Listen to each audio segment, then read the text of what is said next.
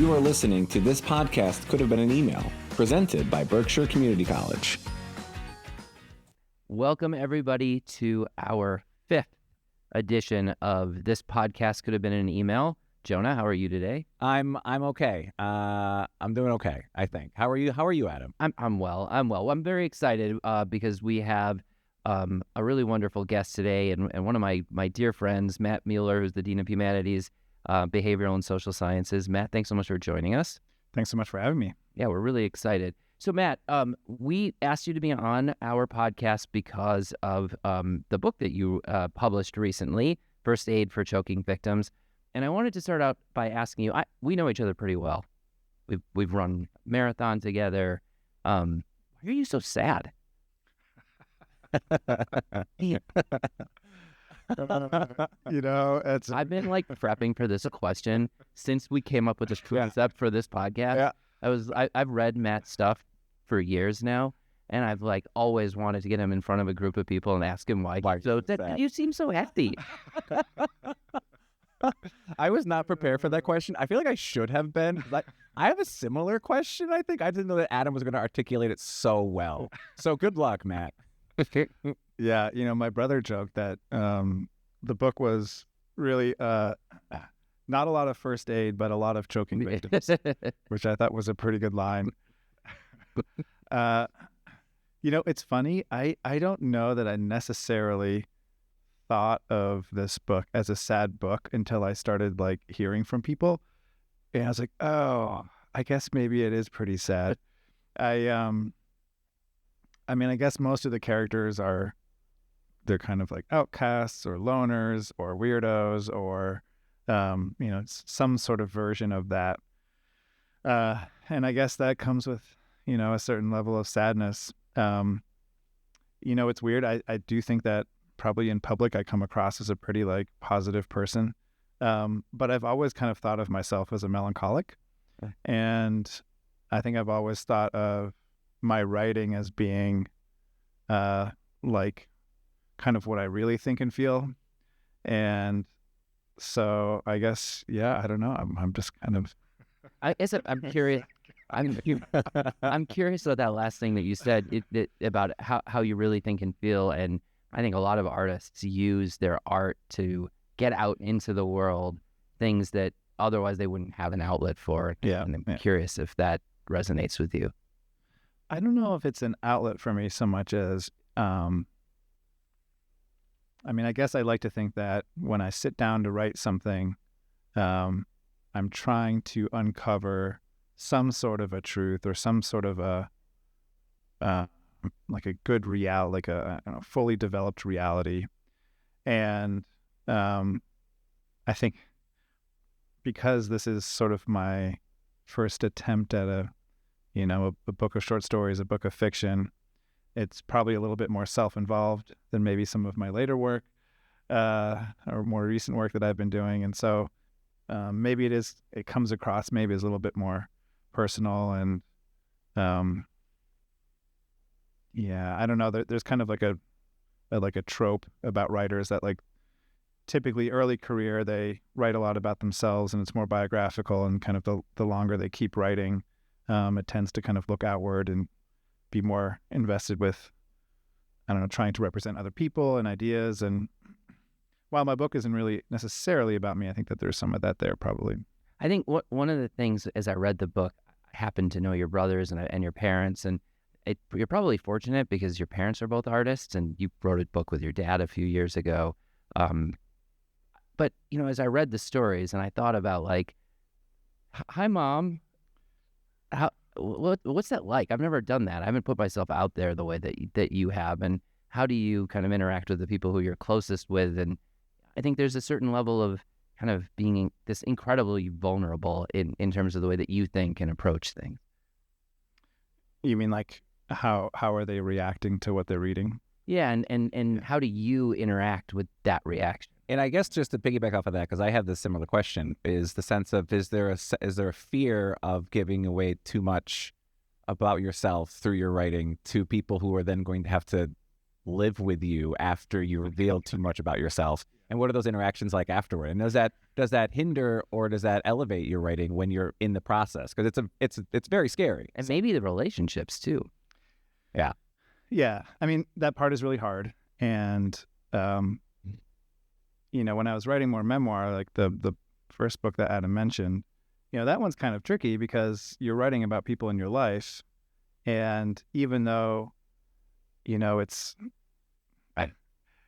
though you're kind of trying to, I guess something is told from your perspective, and so it's still sort of biased and whatever, you're still trying to get a truth across. And sometimes that truth, can be seen as hurtful or I don't know. So you have to be really careful and you have to try to get things right.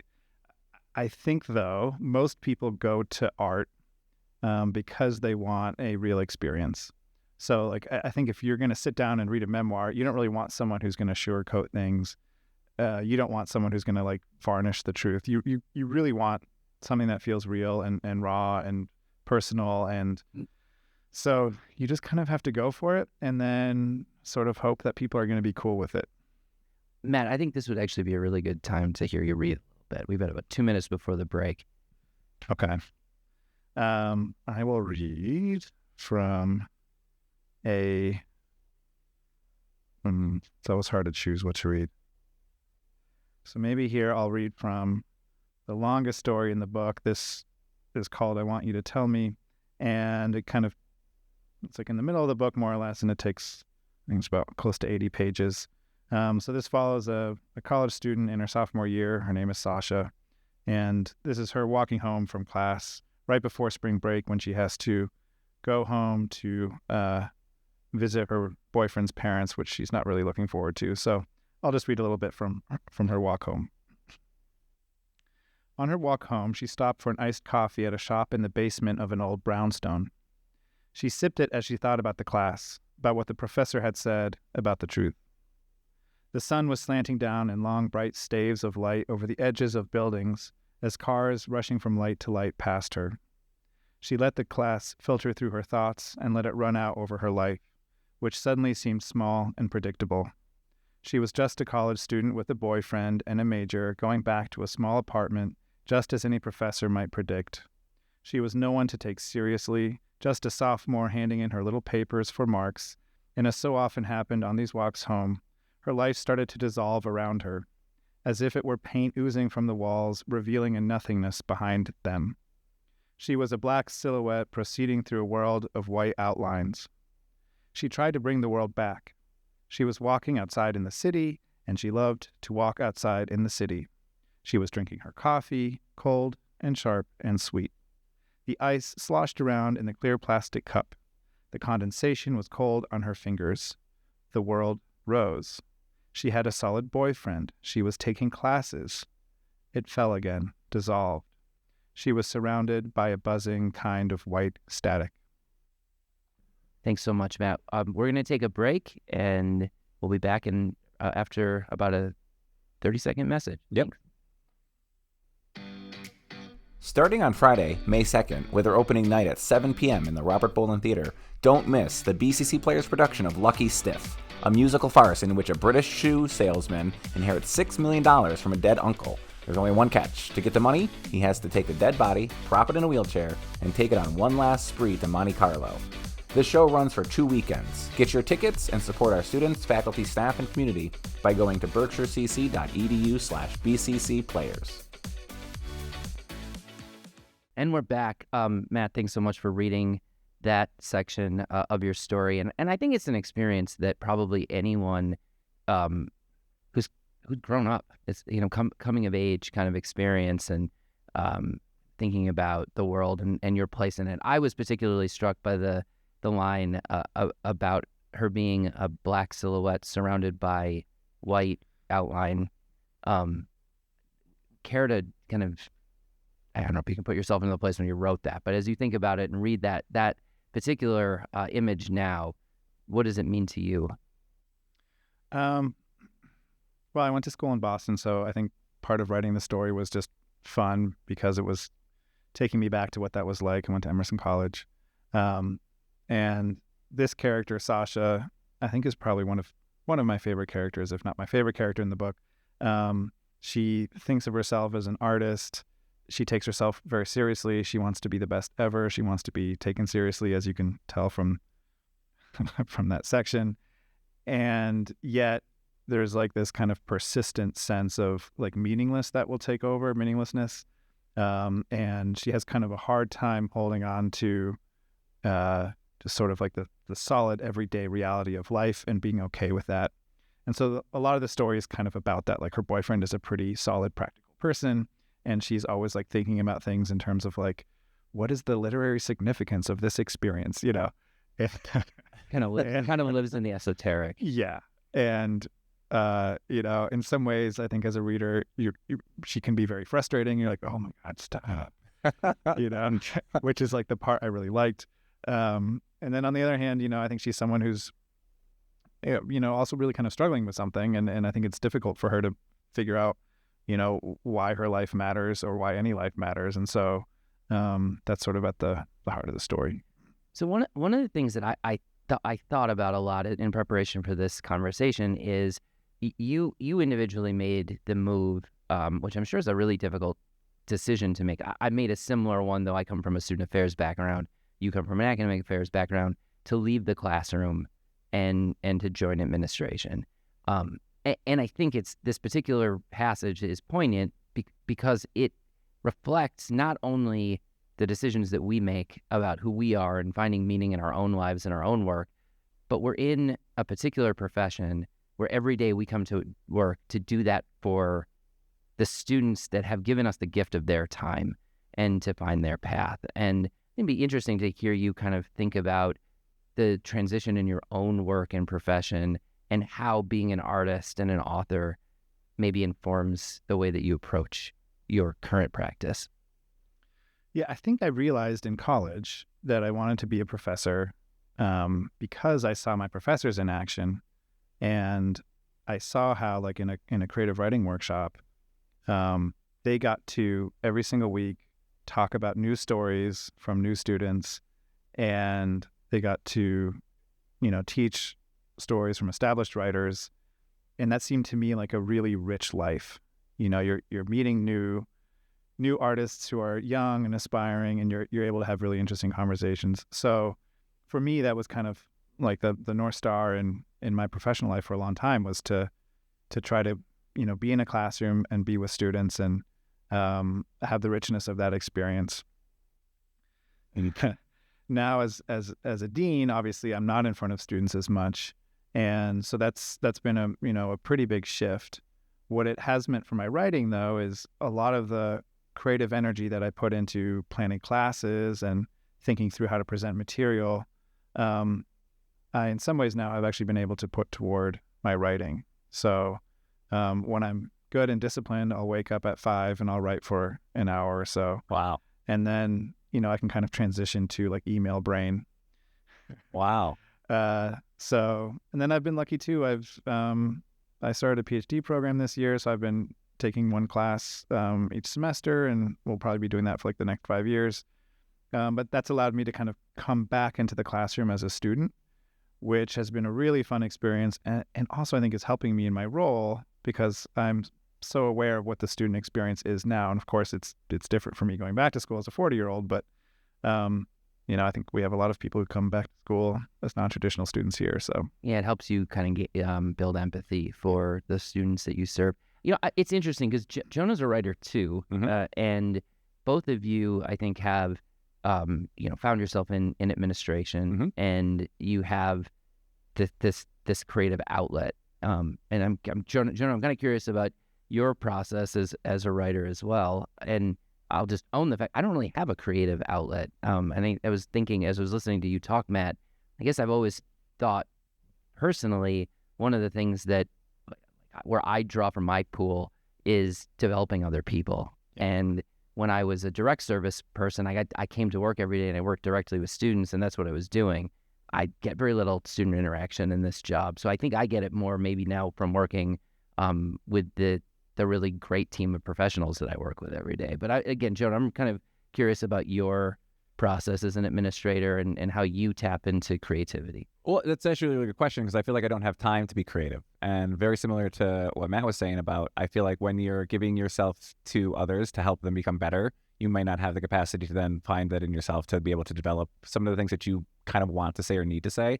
I've always had a story in me since I was 13 years old, and I've known how to tell it. I knew what it was going to be. I knew how it was going to be. I just didn't know how I was going to get there. So I eventually did. I just sat down and I just wrote it all out. And then we're in year 2 of still editing it. Luckily, we have some talented people who are helping with that process. But if I didn't get that story out, I felt like I would be a disservice to the people in my life who I owed that story to. And so that's what I really needed to do. I'm very family oriented, and this is a story about my family. And so I needed to get that out, I think. And if I didn't, like I said, I feel like I would have felt at a loss. But when it comes to being an administrator, I find that you do have the creativity comes from like collaborations. I think I really feel like I always have imposter syndrome in every single thing that I do. I think a lot of people do, and they just afraid to admit it. And so when we actually everything clicks and everything makes sense and we're getting somewhere, I'm like, okay, this is finally working. And I think I look forward to having the space and time to be more. But you're right. If you're giving so much of yourself to others, I feel like it's hard to take that time for yourself. And I heard that when you were talking about the teaching role and how important that is. I got to be an adjunct for a heartbeat, and it was one of the best moments of my career. I didn't ever expect it to be so much fun. And you just get so connected. But at the same time, I'm really excited for those students, but you do ask yourself, like, when do I find time for what I need to do? So. Yes. I mean, it's an interesting, just listening to both of you, the waking up at 5 o'clock in the morning, you don't mind waking up early, right? I would say I'm not a morning person by choice, but I have learned to really love it. And there's something really nice about it like still being dark and it's quiet and you have, an hour or so just to, be by yourself and do your own thing. Yeah. It was interesting is I heard Nell talk recently. Nell McCabe was an English faculty here. I heard her talk recently about her writing process. And I think she framed herself as a morning person. Now she woke up with energy and had a lot of energy to write. And then as that kind of fizzled out, maybe she would agree with you in all right, now I have to shift to email brain. Right. I do wonder though, I mean, this is a really interesting kind of topic. Like as a person who works in higher education, at a community college that isn't as well resourced as some other institutions, you have to give a lot of yourself. And how do you kind of find, as Jonah framed it, time for yourself? Or I always, for whatever reason, I always have this like vision in my mind of a pool, and and when it's full, when that cup is filled, then you have the capacity to kind of give that to other people. But when it's empty, you've lost it. And I don't know, what advice do you have to people? I'm guessing, like Jonah, lots of people come to you once you publish something to share their own creative outlets. What advice do you give to other people? I mean, you're a pretty successful guy. You've become a dean. You've published a book. You've got a lot of good things going on. Before you answer, we're going to take a quick break. Thanks, Jonah. BCC is lucky to be hosting the first Berkshire State of Work Summit on Wednesday, June 18th on campus from 8 a.m. to 4. This event is billed as a conference that will look at From Hiring to Thriving, a new era of workplace culture. People are saying that they're wicked excited for J.D. Chesloff, Executive Director of the Massachusetts Business Roundtable, to be the conference keynote speaker. We're expecting over 200 Berkshire County-based employers to attend, and it's all being done by our incredible Workforce and Community Education Department. Learn more at berkshirecc.edu/work summit. Thank you and welcome back. We had ended the last segment with a question to Matt Mueller about, Matt's, I was complimenting you. You're a successful guy. You've done really well. You published a book. You're a dean here. I'm sure that there are a lot of professionals here who admire you and wonder how do you accomplish all of the things that you're doing, and what advice might you give to someone, not necessarily who wants to go into administration, but who's looking to take on new challenges and advance in their own idea of what advancement is in their professional career. Yeah, I don't, it's funny. I've been thinking actually about the advice that writers often give. And usually the advice that writers give is advice that has worked for them. So like my first piece of advice would be like, don't take anybody else's advice. You have to kind of figure out what works for you. I think what has worked for me is that in terms of my writing, it's been kind of the one constant thing in my life that has felt like something I had to do, wanted to do, and loved doing. And so I really make time for it. And in making time for it, I make choices that then exclude other things. So sometimes I will choose to write instead of, seeing friends, or I'll choose to write instead of going on a hike with my partner, or I have to, postpone that, or whatever it is. So I don't think that there's like a version of life where you can have like, a big group of friends, a busy job, rich social life, family, all that stuff. I don't have kids, and so that also just really helps. I have a dog. You have no idea how much. No, I'm just kidding. But I think that makes a big difference, right? I often think about, like, on my weekends, I can have a slow Saturday morning, and I can spend a couple hours, writing or doing homework or working on a project.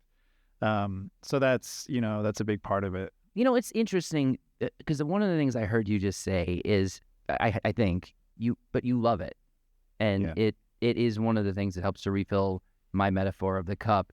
And I think we talk about this a lot in our work, where there's this real drive to align educational outcomes to workforce outcomes. And I think my opinion is many students choose to go to college because they're looking for economic mobility. And I think that's a fact.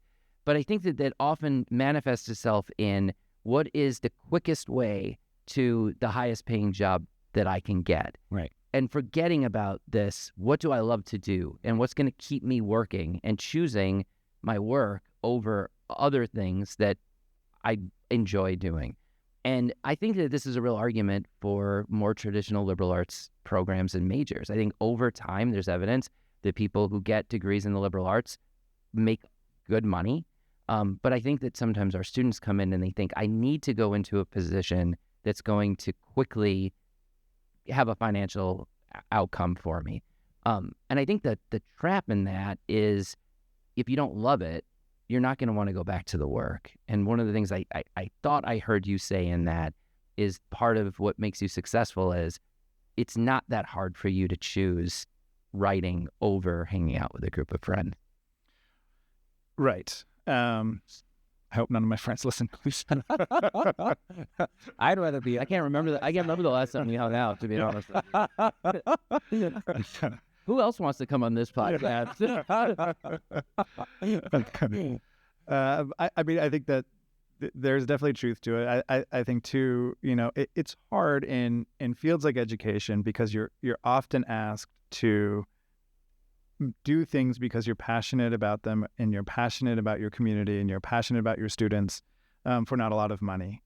And kind of the model right now, if you're a young educator and you're starting out, is that you work as an adjunct, as a part-time instructor for a bunch of years to build up your resume, and you teach at a bunch of different schools, and then if you're lucky, you end up getting a good full-time job, and then kind of the expectation is that you have to hustle for a while. For me, that always felt worth it because I loved going to class, and I had a good situation with working other jobs like painting houses or whatever it was. I also think that we live in a county that is really rich in the arts. And so this is also an industry where, you can look around and you can see, oh, there's all these arts organizations and they also employ people. And so I think we're kind of lucky in that. And then I think, anywhere you go where there's a sort of a robust tourist economy, the arts tend to be a big part of that. So I think it is important to remember that. And I think,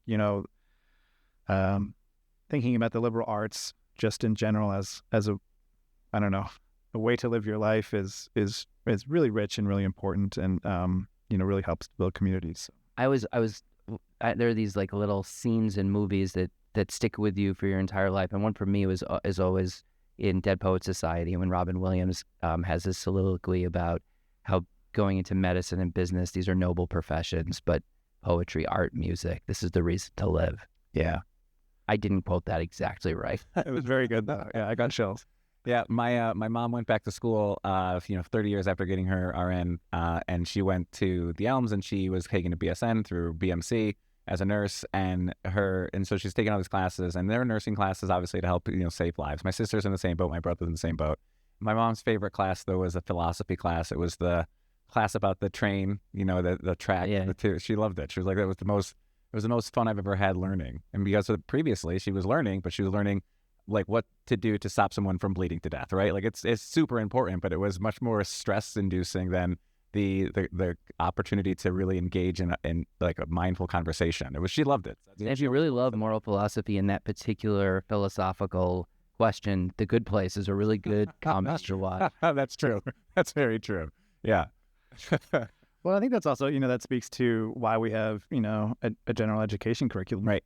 And that you can go and you can learn about how to put on a tourniquet, but you also then take a philosophy class that, enriches your life. Yeah, and I think that these experiences in these classes also help us understand one another. I think we're in this moment nationally where you can't really have conversation and debate if people are so grounded where they are. And I think one of the things, I'm very drawn to fiction. One of the things that fiction allows you to do is to step outside of your own reality and struggle with some of the enduring debates that we have as humans, but do it outside of yourself. And I think that you can, there's some escapism, but it allows you to struggle with real world issues outside of yourself and your own experience. Yeah, I think that's the power of fiction. For me, it's an incredible mix of being, fiction can be political, fiction can be philosophical, it can be spiritual.